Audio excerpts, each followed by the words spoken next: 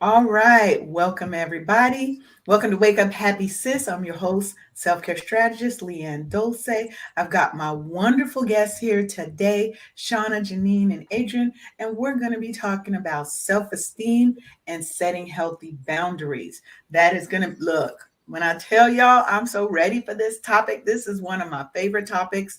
And we were talking just a little bit backstage about just the importance and how hard it is sometimes to set those healthy boundaries because we have that lack of self-esteem. But before I get ahead of myself and jump in, I want to give my beautiful guests the opportunity to introduce themselves. So we're just going to go round robin, Shauna, Janine, and then Adrian. Go ahead and tell the audience who you are and what you do. So I'm Shauna. So I'm a leadership coach, but I'm a certified executive coach, and I work with middle managers, so primarily managers and directors, to help them with becoming more confident in their leadership. I start off with just focusing on their self awareness, then move into kind of how they can build more of a cohesive team, because a lot of what the breakdown happens is usually because they don't know how to delegate or to build a good workforce that has a capability to deliver. And then we move into how can you perform a bit better. So that's kind of what I do in a nutshell. Awesome. Janine. Hi, I'm Janine Brown. I am the founder and CEO of Everyday Lead. We are a global consultancy. I'm based in Atlanta, and we help clients retain talent from intern to retirement who love their careers and the companies they work for. And we do that through professional development training and executive coaching and helping companies design retention strategies. And one of those strategies is creating healthy boundaries. So I'm really happy to be here. Thank you, Leanne, so much for having me. Thank you for being here. And my favorite is Adrian. Hey there. I am super excited to be here. Thank you again, Leanne, for inviting me to have this discussion today. Happy to talk about empowering and self-esteem.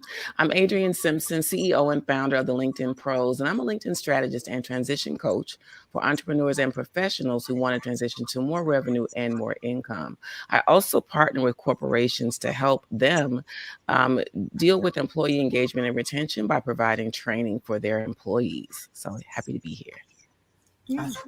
So look, y'all can see that this is a powerhouse little panel I have set up here, and I don't come to play when I bring guests on to talk to y'all. Okay, we are here, and let me just say, ladies, we get raw and real on here. If you need to toss out one or two little cuss words, because sometimes it's a part of the expression, right? It makes my lips feel a little bit spicy and tingly sometimes. I may toss one out, but we tell it raw, we keep it real and honest and open here. It's not about hurting people's feelings, but sometimes we gotta step on some toes to get the message across and to help people have their transformation. So I want to start today by talking about some of the benefits and the importance of cultivating self-esteem in Black women. So anybody can just jump in if you want to touch on that topic. Feel free. I'll start only because as you were talking, it's top of mind for me as I work with not only the Black women, right, the employees, as well as the companies that hire them, the leadership companies that look for this talent. And I've got a friend in my network who's an executive recruiter, and she said, Adrian, I look on LinkedIn for talent, but I don't post jobs, right? So she's searching and sourcing for people that fit a specific criteria. But what struck me is just insane. She said, once you get into the interview, like Black women don't negotiate. She said typically she finds that they're so happy just to have the interview, so happy to have the experience, the opportunity, that we don't negotiate. And that is a challenge. It's a sticking point because, sis, if you're there, you deserve everything that comes with it. You deserve to negotiate. You deserve to have the best parts of the entire experience. But that comes with a lack of self-esteem. Even if we're qualified to be in those spaces, we don't often negotiate for what's ours. Now, when I was still in corporate America, I will say I was definitely not one that knew that I could negotiate, right? And part of that was a confidence in myself, but part of that was just not knowing the ins and outs of owning and understanding your worth, right?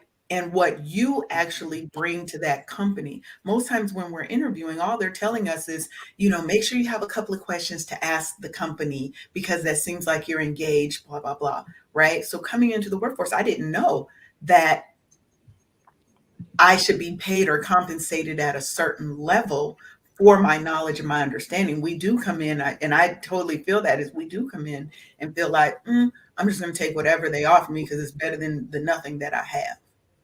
Yeah. And then sometimes you might be making a huge leap in compensation. I know when I first moved to Atlanta from Alabama, so after graduation, I started my career in Alabama. And you would have thought I was making a lot of money because I was working for a state agency. And so I think the perception was that, oh, she's probably making a lot of money. She graduated top of her class. But when I ended up getting recruited to come to Atlanta, the pay increase between where I was and what I was getting was significant. It was almost like $45,000. But after settling into that job and talking to other people who did that work that were older than me but knew me from my days in Alabama, they were corporate tax directors, and that's the role that I was in. And I told them how much I was making. They was like, "Oh no, you better go in there." And I did negotiate my comp because I was like, "Oh, this is huge."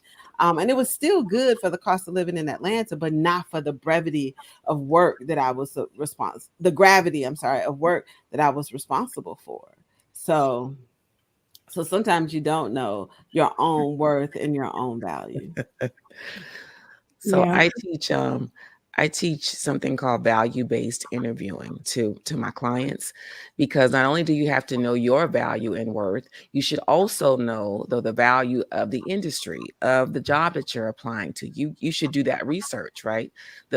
The funniest and saddest story, my personal story, is when I really first started working in corporate America. I got a referral, had the interview, and did well on the interview. I had a great time. The vice president and I were just chopping it up, having a ball. And so we got to the point where he asked me what I wanted to make. I hadn't done any prior research. And so I really just threw out a number that I thought was okay. And I was like, what about, fill in the blank? And he said, why do you think you deserve to make that much? And I gave a list of bullet points. I'm this and I'm awesome and I could do this. Da, da, da, da. He said, okay, you're hired. I was so ecstatic. I was super, super happy. But I left there, started the job, enjoyed it.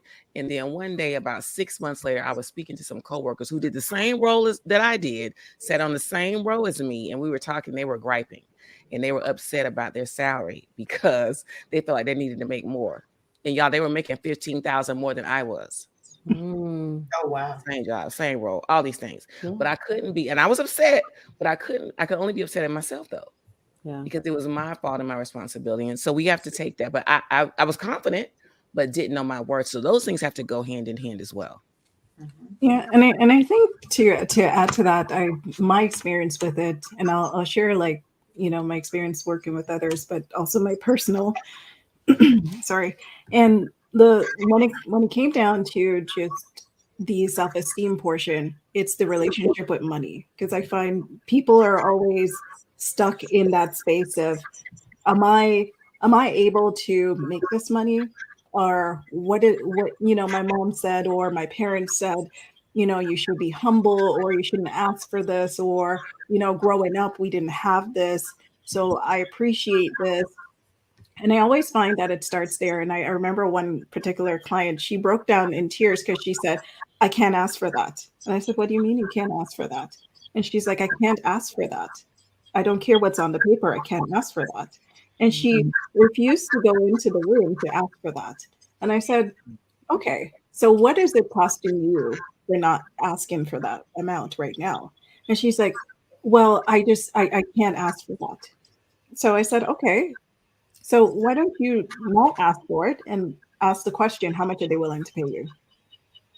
Because for her, the conversation is, well, that's too much money.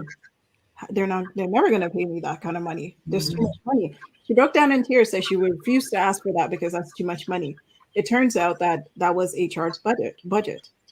They knew what the market was. They knew what they would have to give her, but she refused to ask for that. When we talked a bit more, she had more ties to money about not asking for money because dad took care of the money, mom didn't take care of the money. She had no real relationship with money, and she Mhm. kind of just existed as long as it pays the bills. She's Yeah. okay. And for myself, I remember when I went into, I remember the last corporate contract I went into, or my last corporate job, there was a contractor that left. And I remember they were unhappy with him. And I came in and I fixed whatever was broken within like a couple of months. And they said, "Oh, I'm so happy that you're here. You know, we're paying this guy way too much money for what he was able to do." And I said, "Okay, curious. How much is this money you're talking about?" This guy was making almost 50 grand more than I was, Mm-hmm. and he couldn't deliver. And I said to them, "So you knew coming in that I was severely underpaid, but nobody thought about adjusting it?" And they said, "Well, you're internal. Because you're internal, we can't play with the rate. He's a contractor." So I did not get the rate. And they said, "Well, technically, you know, based on HR, we can only give you this range in terms of a bump." But Mhm. I was the only person who fixed the issue. And that became an issue. And that was my first realization that if you don't ask, you won't know. And if you don't know, you can't plan for it to make sure that you get what you quote unquote deserve. Yeah. Yeah. And Can I go back a little bit, Leanne? So I love Shauna said something that really struck with me that made me think, kind of going back to the beginning, right? So when we think about, self-esteem and self-worth and value, right? Adrian started this talking about, a lot of this goes back to our own individual value, how we see ourselves, right? So basically that's what we're saying. How do we see ourselves and the value that we create at work? But this really does start when we're girls. Oh, yes. Right. Yeah. It starts when we're girls. And Shauna said, this woman didn't have a relationship with money because her father took care of it. And I think it's so interesting when I look at my smaller, younger nieces and nephews, and even myself. Like I remember going through these times from a girl to a teenager to a young adult, trying to really figure out who I was. Right. I could see myself as a granddaughter. I knew what I was as a sister. I knew who I was as a daughter, but those things were always related to my relationship with someone else, Mm. but never my relationship with myself. Wow. I never. It took me a long time to develop a relationship with Janine, and I think a lot of women are so accustomed to being in relationship with other people, and they see their value attached to that relationship. Right, while we spend so much time spiraling when a relationship ends, be it a romantic, intimate relationship or a relationship with one of our friends and our girlfriends, right? Or even a fallout with a family member. Like some guys can be like, well, that relationship's over, I'm out, right? With a friend. But we have a falling out with a friend and we have such a hard time getting back to ourselves and even reconciling in that relationship because our identity is tied to it. And mhm. so much of our value and our worth. Yes. I feel Now, like, let me jump in on that one because she brought back a lot of things when you're saying your worth and being tied to money and tied to service to other people. So Mhm. most times when people say, you know what, you want to be a better version of yourself, so Mhm. you can be a better mother, be a better wife, be a better boss, be a better employee. And all that does is keep telling us that our worth is tied to our service Yep. of mm, someone else, Girl. mm, right? mm. So my message is always, Yeah. you will always hear me say, you need to be a better version of you, For you. Mm. for nobody else. And I love that part that you're saying about a relationship with yourself. By your 20s, most of us think we're supposed to have the world figured out. We're Where did supposed that to come know who from? we I didn't are. think that though, And I Leah. don't know I because wasn't like I that in my do. you're 20s. supposed to try new things, figure out who you are, and establish that relationship with your authentic self. So you're not in your 40s trying to relive your 20s, Yeah. right? Well, Because you're just now learning who you are. Yeah. I just want to add though. So Janine just asked a really pertinent question though. She said, where did it come from? The idea, the comparative idea, right? That we have to achieve it all or figure it all out in our 20s. And out for myself, um, I was categorized or whatever you want to call it, as gifted, right? In the first grade. That's a heavy mantle to wear. But I didn't really understand. It didn't make sense to me. I didn't even understand what that was. But the label carried me all the way through high school. And so people, right, had different expectations of me based on what they knew about me or not. So did I have a high IQ? Yes. But my mom and my dad like didn't expose that to me. So I still don't know what it was to this day, but I was labeled as that.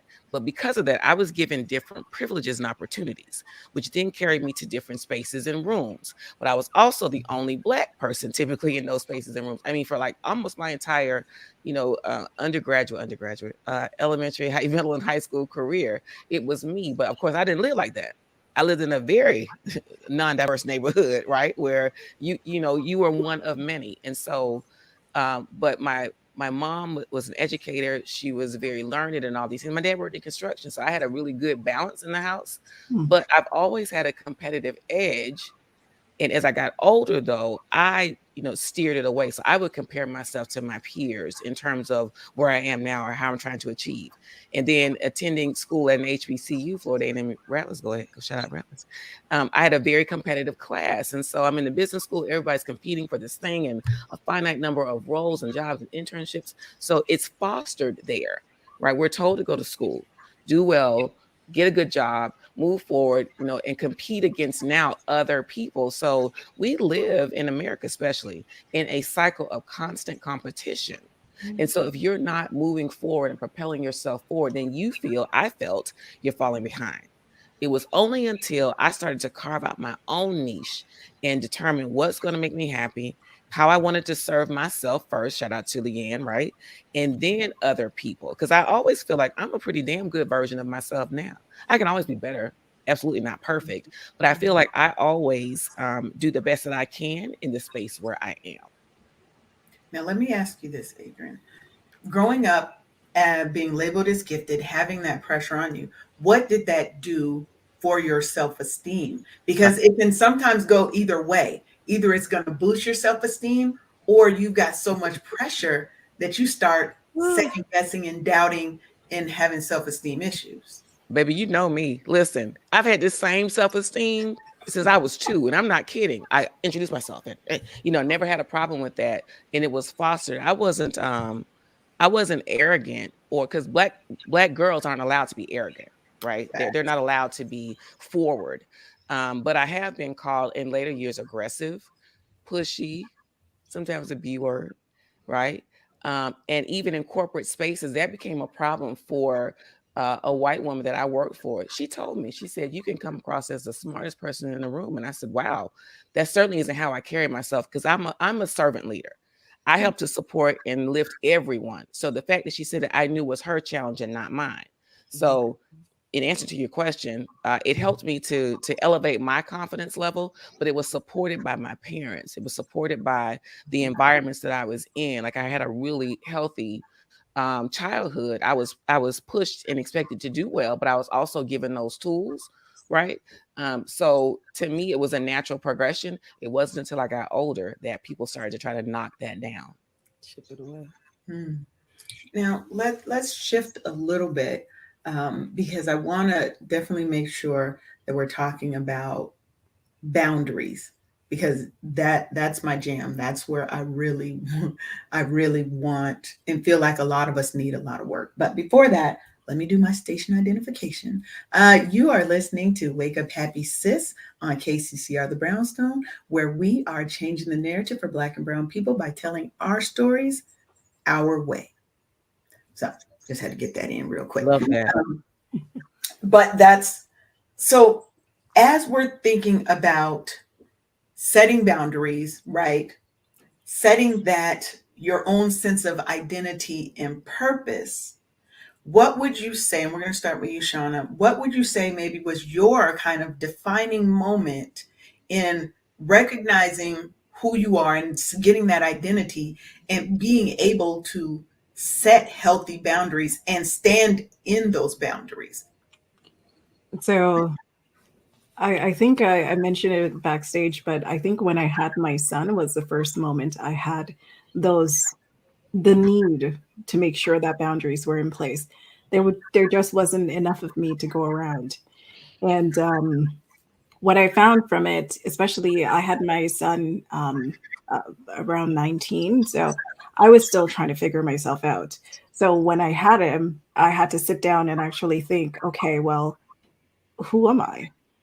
Because I didn't have enough time to really understand who I was. And it was 4 years into being a mom that I think I've existed so long, just doing all the things, the daycares, the drop-offs, the staying up, the changing everything. And at the same time, I was still trying to finish off school. And I remember thinking, why do I feel so overwhelmed every single day? And I just couldn't feel like I was settled. And I'm a person who like to be grounded. I like to kind of keep things at a certain pace where I have a bit more control. I like to forward think, a couple of years, days, months out. And when I realized that I was doing all of that, but I wasn't able to do it in a way that had me in it. I had to, make sure he was in school, make sure this was going on, make sure I finished this, check in on the family. I had everybody else but me. So the moment I realized that that was happening a lot for me was he was around 4 or 5, and I remember sitting in the car and thinking, I can't do this. I can't go to work, come home. It felt like a cycle, and then I decided, you know what? Tomorrow I'm calling in sick, and I'm going to check myself into a hotel. And I did. I checked myself into a hotel. I stayed there. I called his dad and I said, pick him up. I'm not gonna do this. I'm gonna stay overnight and I'm just gonna sit with myself. And I sat with myself that whole night. I think I had a couple of good cries. I had a couple couple of moments where I wrote everything down. And the question that kept coming up, well, who am I? What do I want? Do I still want the same things? And I realized I didn't even want the same things. Mm. I was trying to go after being an accountant. My mom was very happy with being an accountant. At least it was a profession. Um, and I didn't feel it. I didn't feel it. And I realized I was studying to do it. I wasn't connected to it. I had other aspirations I wasn't tapping into. I didn't even read. I was writing poetry. I never went back to it. I was doing anything creative. Everything was tapped out. So that day in the hotel, I actually sat down and I wrote everything current state and I did a future state. And that was the moment it highlighted to me that I wasn't in the right direction and there was no way I could continue. And that was the first time I realized that I had to really take a step back and just do me. And even though, I had a lot of friction with my in-law at the time because she's old school. She was like, you shouldn't be working. You should take care of the baby. You should not. He should be home with you. That's why he's sick. And we had so much friction. And I remember saying to her, "That's not what I want. So it's either you're going to support me or you're going to leave." That's right. And that was the first time I ever put a boundary in. And I remember she was not very happy with it. But to this very day, I think she respects me about that because I've never faltered on it. I said, it's either you're going to support it or you're going to leave me alone. And we decided to go with the support. So we were good. And what about you, Adrian? Boundaries are interesting for me. Uh, I don't typically have an issue with exerting or sharing, or even establishing them, right? I have a heavy timbre in my voice, a deeper timbre rather. So for some people, it's an intimidation factor. And I'm keenly aware that as a Black woman with a deep voice, in some spaces, this is boundary enough. And I have learned to throttle forward or ease back and smile and deliver in a different tone depending on the situation. But that's learned behavior for me because, again, being sort of raised in a spirit of service, feeling like you always have to be the cleanup person or to do the thing and then go in and do that, it was difficult. I say very quickly, I remember working at a company and wanting to do really well. Had gotten my job. I was making, making my money, not quite six figures, but I was so happy. I was single, had my little car, all those things. And I had just created this existence. And I was working, I would get to work about, 9 or so and work into the evening, 7, 8 o'clock at night, depending on what I was working on. So for me, that was, I was exerting and showing my value foolishly. Right. We do that. But I was there. I would often be there by myself. And so much so that one of the gentlemen that worked, I was here in Georgia, but he worked in Canada. He said, well, we've got a question that's late. Who's going to be there? Oh, we know Adrian's going to be there. She's always there. Like that was a joke on the team because they knew they could always count on me. Right. And then I learned quickly, like, this isn't serving me. And then I got laid off. Now, the two aren't comparable, right? It's economic downturn. It was in, manufacturing industry, but we have to exert boundaries because when things happen and we get laid off or something happens and you lose your job, then you have all of your self-esteem tied into this role in this job.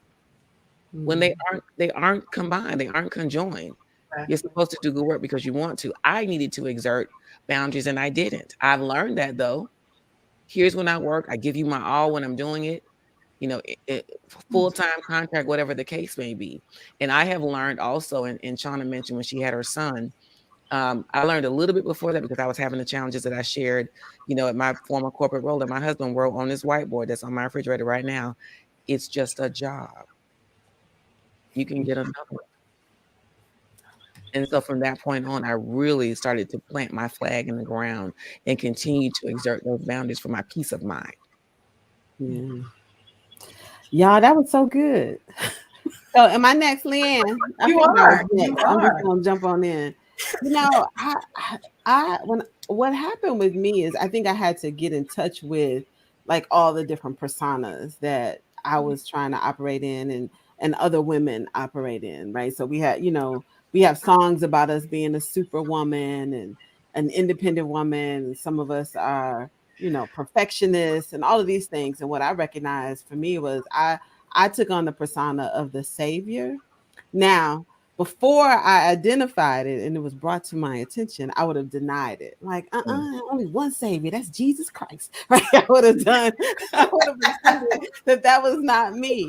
But oh yeah, I was a savior. I was the one motivating, picking people up, making decisions for others, and doing all the things. And when I think about setting healthy boundaries, the first boundary we have to set is around our own selves and our behaviors, right? We be again outward looking like they're not going to be using me, and we're trying to set boundaries around other people, but it's us. And so I had this savior persona, and the savior knows more. They know better. They know the right ways to do things.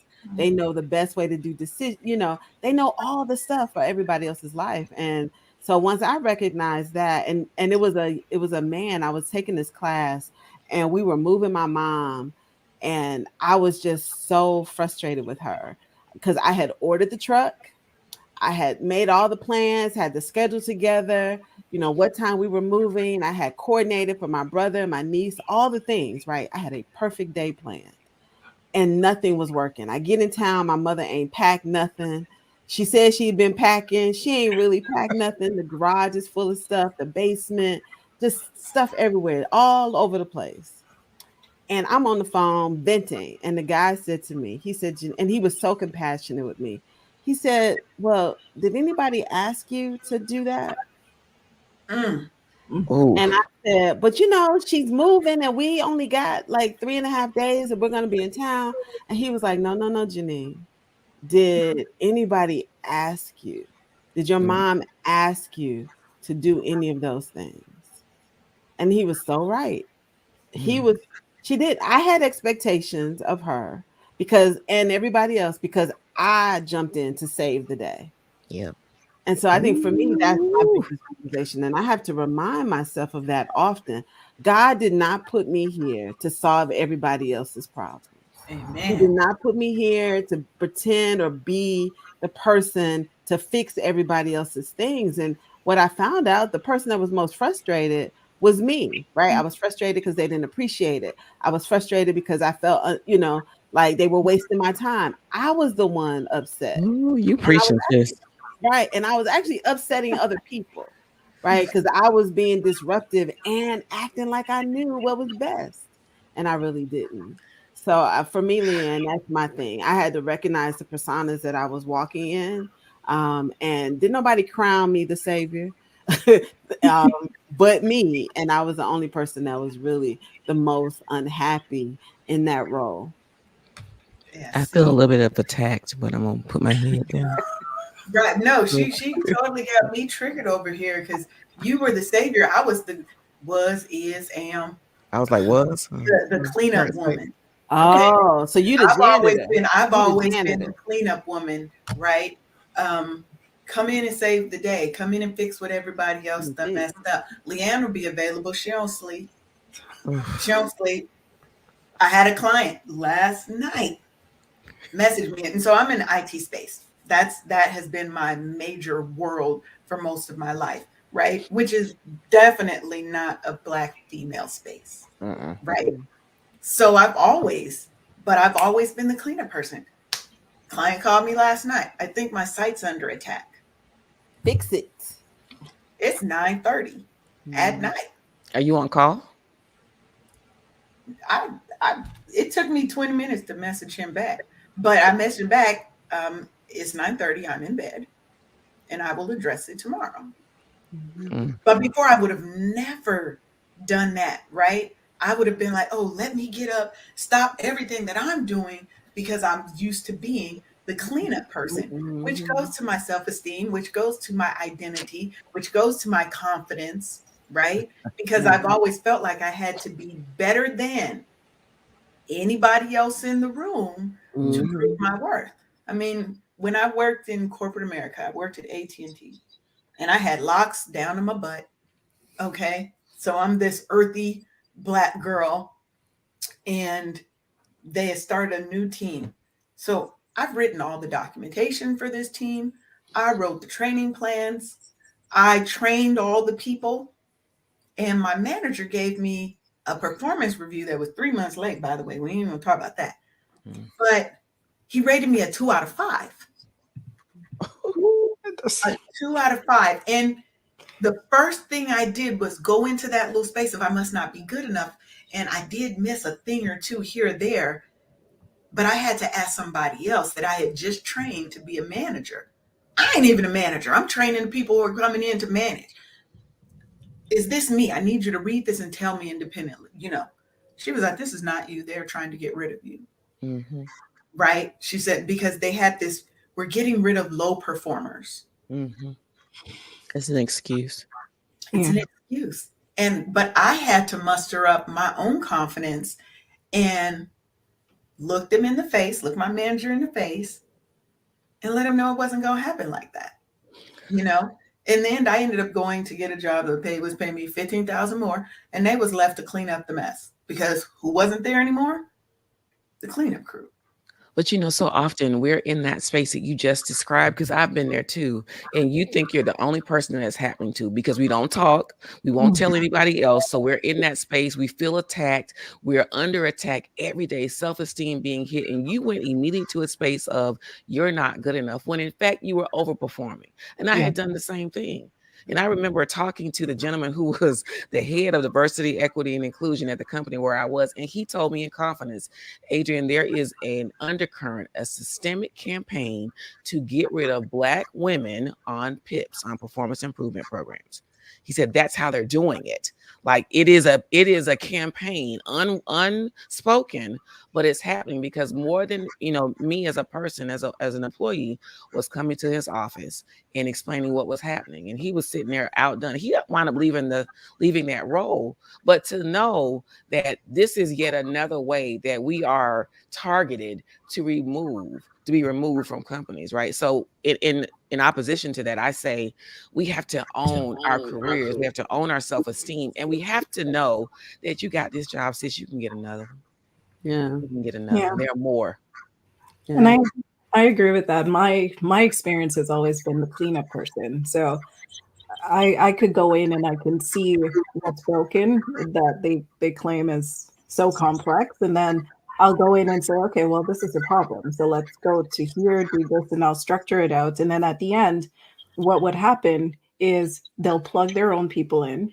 They'll kind of move me out and then say, okay, that's great. Now we got it working. Okay, let's move on. So Shauna, you go here. And then I move on to something else. So I would always get kind of shifted, and then next thing I know, the email comes out. We did a fantastic job. We were able to do X, Y, and Z, and no mention, Nowhere to be found. nowhere to be found. And then I'll move to something else, and then I'll get pigeonholed into specific areas.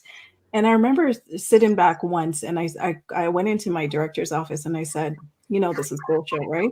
And he's like, you're really good at what you do, but I really have a hard time with you, playing nice in the fan. I said, really?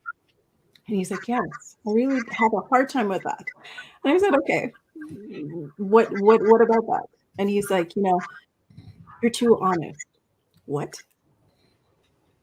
So I said, I'm not following. And he's like, you're too honest. You need to work on saying things without saying things. That's why you're really good at what you do, because you can figure out and then you can hold people accountable. And then, but after that, we need to take over. And I said, okay, so you're saying that there's a gap, but you're saying that there's still good performance, but there's still a gap. So help me understand, because help me make it make sense. So at the end, he ended up, it was because I refused to do some of the unethical things that he was willing to do. Some of my values did not align with them. So I refused to do some of the unethical things. So when it came to cleaning people up, I wasn't down for it. I'm able to do a workforce plan. I'm able to do all these things, put things in place, and identify kind of the heat maps of people who might need some retooling. But at the end of the day, I think you should do things ethically and make sure that you keep fairness at the front. For them, it's not always fair. So when you think about kind of the culture, I wasn't a good fit. But my values were tied to, or my identity was tied to, well, why can't I be part of the accolades of these things? I did the grunt work. They were stuck for how long, costing how much money, and I fixed it. And then you moved me to the next problem, and then the next problem, and then the next problem. So I'm not like the underdog clearing up the gunk, and then everybody else rises to the top. So I don't understand. And then he said, well, you just need to clean up your communication. And I said, okay. So I said, okay, I'm going to enroll in communication courses. So I did. Then he couldn't respond. Then it was like, okay, we're just moving in a different direction. Yeah. Yeah, it's always something. You That's know, Leanne, one of the things I find interesting about women and Black women and women of color in this conversation, simply because we're going back into the workplace. And I think Shauna, you and Adrian, and I know I've been in this situation, is so important is that so many of us are the first and only in a lot of different ways, right? So you might be the first one in your family to go to college and get a corporate job and to move into a leadership role, or be the first one in your family to make six figures very young. Because I know I was the first, like when I realized how much money my mother made compared to how much I was making at 27, I kept saying, how you raise us? How do we wear clothes every day and eat, right? Because I'm over here struggling to pay for my bills for just myself. And I think the pressure of this first and only ties back into this, how it chips away sometimes at your self-esteem, because you're often in spaces and places where you're undergoing some microaggressions, or you don't necessarily know how to navigate it. You don't have the necessary support system to be as successful as you imagine yourself to be, or because you're first and only, you also feel like I have to do more. You overcompensate for that. You're either giving more to other people financially, or you're exerting more energy and time, helping people solve their problems, or, so there's all of this that goes along. I think with that, for women that we're carrying, like it looks great to be the first Black woman the first woman who's done these things. But the pressure of all of that, right? Because a lot of times we're in these roles and we were like still trying to figure it out. Right? We're still trying to learn it, figure out who the players are, identify who we want to be in those roles, how we want to show up, how we want to communicate, how we want to lead, how we want to give feedback. All the list goes on and on. And then we don't always have safe spaces to go back to talk, right? So this is why I think all of us will say why coaching and therapy is such a huge component of growth and development, because sometimes you don't even, like, for me, I had a season where I had a significant amount of family loss, right? My grandmother, my mom passed it shortly after her, completely unexpected. I thought I would have my mother for another 20, 25 years. And then, work. And I didn't want to spend my time with my friends talking about my problems, talking about my grief and the sadness. I wanted to be able to be happy with them and laugh with them, but also tell them what I needed from them for support. But oftentimes the weight of all of that, right? And I have a lot of girlfriends who've been the first one to be a partner, a lot of these things.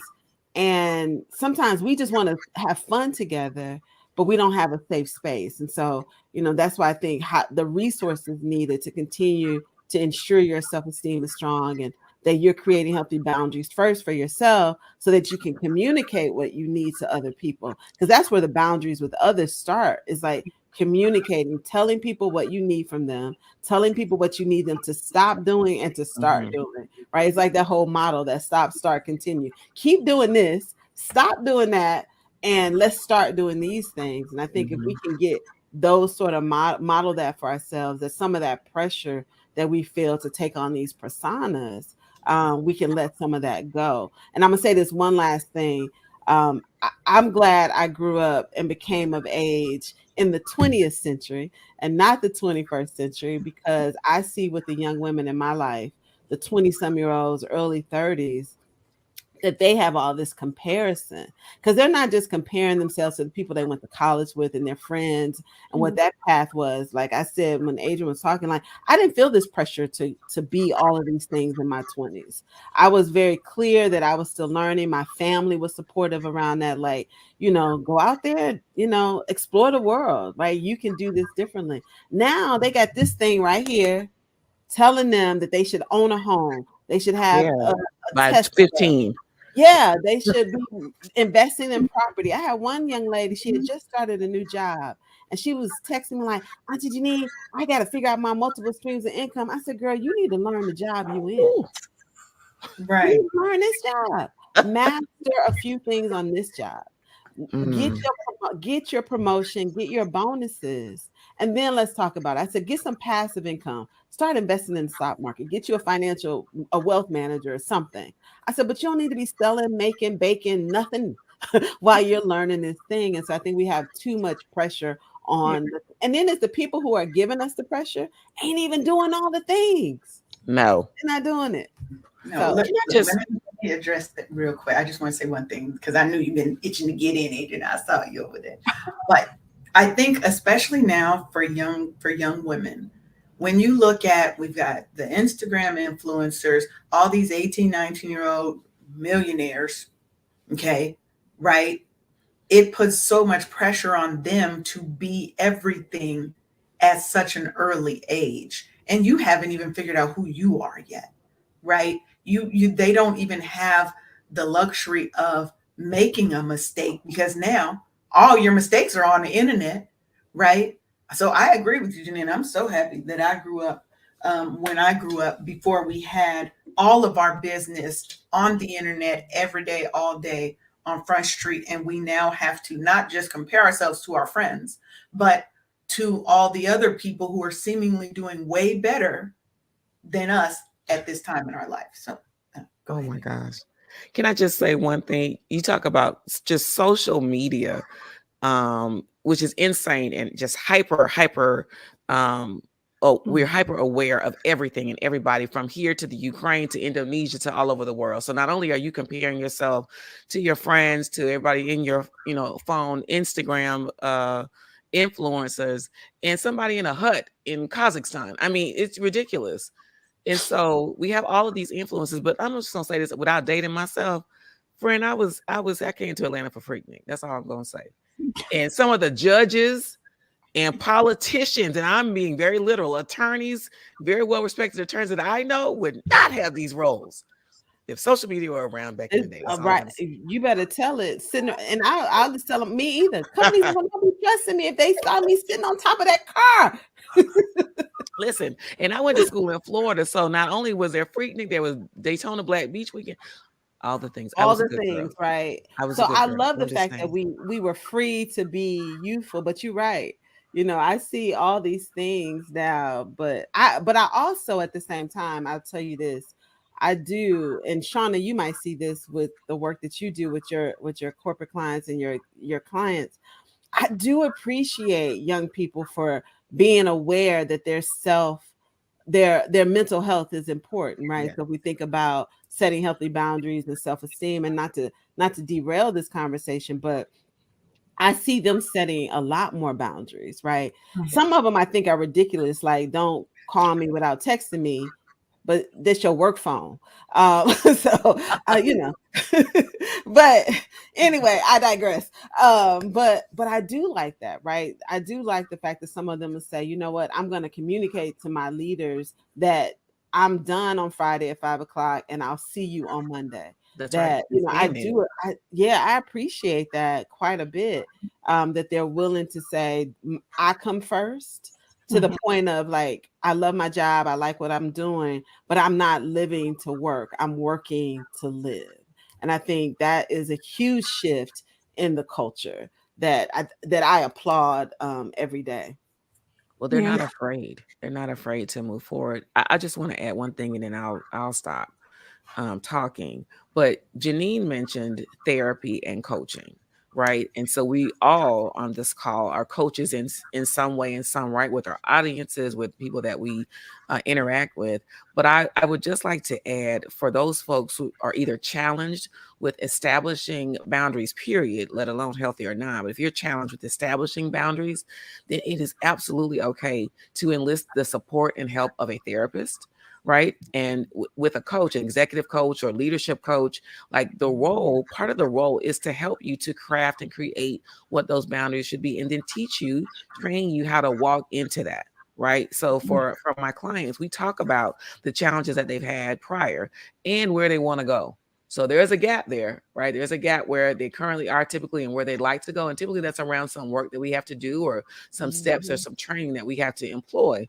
But it is absolutely okay and great to establish boundaries with the help of a therapist and or an executive leadership performance coach, fill in the blank coach. And that's a great segue. So get out of my head, because that's where we were going next. Is I really want to give people some tips and strategies that they can incorporate into their life, and understanding that change is not a today, tomorrow thing, right? Change takes time. Growth is sometimes painful, it's sometimes ugly, but it's necessary if you want to transform your life from where you are to where you know you can be. So, if you have one or two little tips or strategies that you would leave with your younger self, right, around confidence, identity, setting boundaries, what would that be? So, Can I Shauna. go first? Oh yeah. Oh, go ahead, No, no, Shauna. no, Go go ahead, ahead. Shauna. No, Shauna no, had oh, chocolate. Go ahead, no. Shauna. No, so I'll answer that question, but I wanted to share because I think Janine, you had brought up like just kind of the boundary set in the workplace.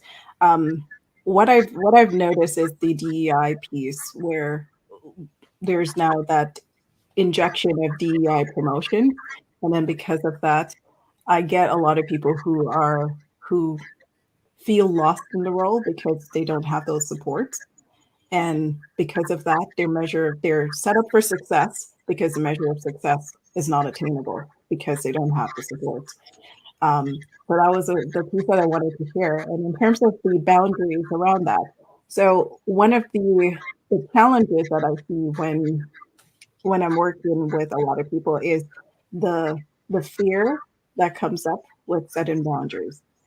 A lot of that is centered around the fear of losing relationships or the fear of guilt around making the wrong decisions or the identity piece. Am I going to lose everything as a result of this decision?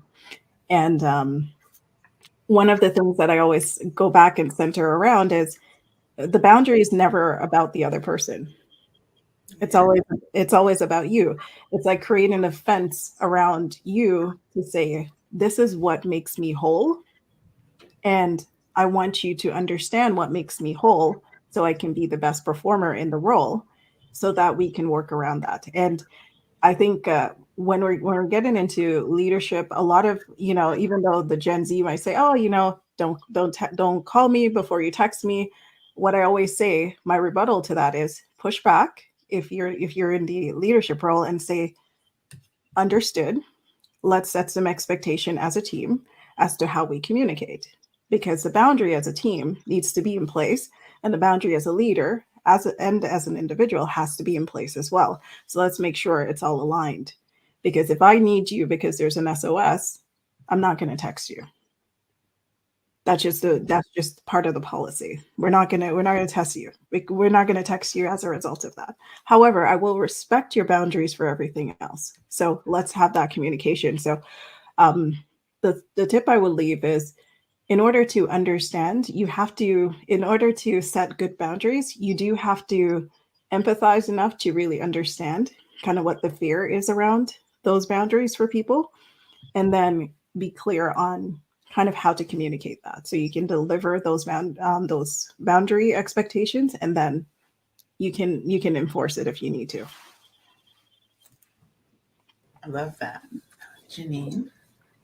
So I think for me if I were to go back to my younger self, I would tell her, "Girl, you doing all right. Like just be here, be present." But I think to maintain that was to not to continue to be consistent with my anchoring routine for my life, right? So whatever that is, it has evolved and has changed. But if it's, waking up in the morning, exercising, and having a stack of routines, right? Exercising, praying, journaling, meditating, reading, those sorts of things. Because I recognize that when I don't do that, and I'm typically pretty good at it, but when I don't do that, everything is off.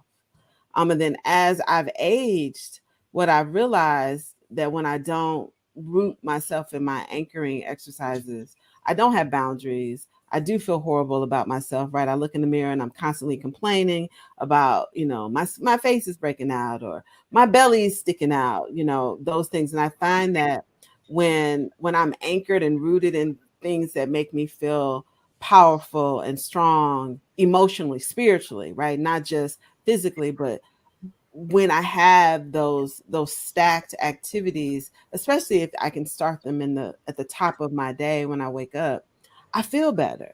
I think clearer. I'm happier. And I realize that as I've aged, I'm more in tune with what's going on with me, right? So if you are a woman who is starting to be premenopausal, or you may be in menopause, like I remember when I first started, I didn't even realize how my mood was changing. I Mm. had no idea what was going on with me, but I knew that something was weird because I don't get upset easily. I don't pop off at people, like, and I was doing it, and I was like, what the hell is wrong with me? And two things were wrong. One, I wasn't anchored. I wasn't following through my routine, so I was all over the place, and I wasn't in tune with my body. So because I wasn't in tune with my body, all of these other things were happening. I couldn't talk to my doctor about what was going on with me because I was blaming other people. So I think, I would tell the younger Janine to stay in touch with your body, stay connected to yourself spiritually. And you do that by consistently anchoring yourself and healthy routines that make you feel good, make you think better, and are more productive. And it helps with my confidence. Yes, I love that. Yes, to all of that. Adrian, what about you? Oof. Um, I would tell the younger Adrian, I would tell my younger self to really um, figure out what you want to do or try, and then do it. Try it. It is okay to veer off the path, right? The path that our leaders set, the path that our parents set, the path Mhm. that even when I was in college, that my advisors set. Can I do this? Is this this sound like poetry to me? Listen, I remember being at a top business school and deciding early on that I didn't like it. I didn't want to be there. I actually hated it. And I remember mentioning to my mom and my advisor that I wanted to leave. It was a coveted spot. And both of them were like, nope, you're going to stick it out. So guess what? I didn't do well. I didn't like it. Yeah. Right. I eventually did okay, and then graduated and got to grad school and excelled because I had niched down, was focusing on what I wanted. But I remember expressing like, I don't really like this and I want to do something else, and actually had found something else. And they were like, no, that's not why you're there. Do this thing. And so I reacted in a way that stymied my professional growth, my personal growth, because I'm gonna get back at y'all by doing this thing. And it was hurting me. They didn't care. I mean, they cared, but it didn't have any impact on them. And that's what we do, right? We do things to self-sabotage. We do things that impact us, and the other person or entity or company or corporation is left like, okay, now what? Right? We do things that impact ourselves and put us on a different path. But I would tell the younger Adrian to figure it out, but figure it out by doing. And if it doesn't feel good to you, do something else. And it's okay to try it and figure it out and continue to go and grow and learn. Amen. Well, we are almost at the hour, you guys. It has been a great conversation. I am so happy that you guys came and shared a little time, a little space with me and my audience here. And as we wrap up, um, let the people know how they can find you, how they can connect with you, and how they can support you. We're going to start a little different. Janine. Hey, well, Leanne, thank you again for having me. It's been a joy being here with Shauna and Adrian and you. You all can connect with me real easy at JanineBrown.com. That's JeAnnine Brown.com. Okay, spell it one more time. JeAnnine Brown.com. Yeah. All right. Make sure that you connect with Janine. She's got a book. She ain't saying anything about the I book. sure She got didn't. a whole book out there. Like I'm gonna need you to put that book Here we out there. go. You can connect with me at JanineBrown.com, or you can get my book at unstuckandunstoppablebook.com. So the book is Unstuck and Unstoppable. It has 5 amazing strategies. No matter if you're a business owner or a career professional, this book is for you. All right. Adrian. Hey, again, I'll echo Janine and just thank you so much. I've so enjoyed the conversation with you and Shauna and Janine today. Y'all can find me at the LinkedIn Pros on social media and www.thelinkedinpros.com. All right. And Shauna. Yes. So same, I'm gonna say echo the same sentiments. It was such a great conversation and meeting all of you guys, ladies. So in order to reach me, I'm at www.concaved.com. So that's spelled with a K, KONCAVED.com. Hold on, you can have a second. See, I'm trying to do too many things at once because I'm supposed to have these. See that? Set your boundaries for multitasking, friend. Look, no, look, my stuff go show up. If you want to reach Love it. Shauna, head on over. Make sure that you guys connect with these awesome and powerful Black women who are going to help you level up in your career, in your business. They're going to help you go to that next level. And part of that is understanding your worth, standing in that and being your true, authentic self, and setting those boundaries first with yourself and then with everybody else. So I want to thank y'all for coming. And because I love y'all, I got a healthy boundaries worksheet for you so that you can figure out what are some of those boundaries you need to set and how you can start digging into that. Okay. So head on over to bit.ly healthy boundaries worksheet and you can get that worksheet. So I want to thank y'all for coming. Again, you're watching Wake Up Happy Sis on KCCR The Brownstone, and y'all have a wonderful and blessed day.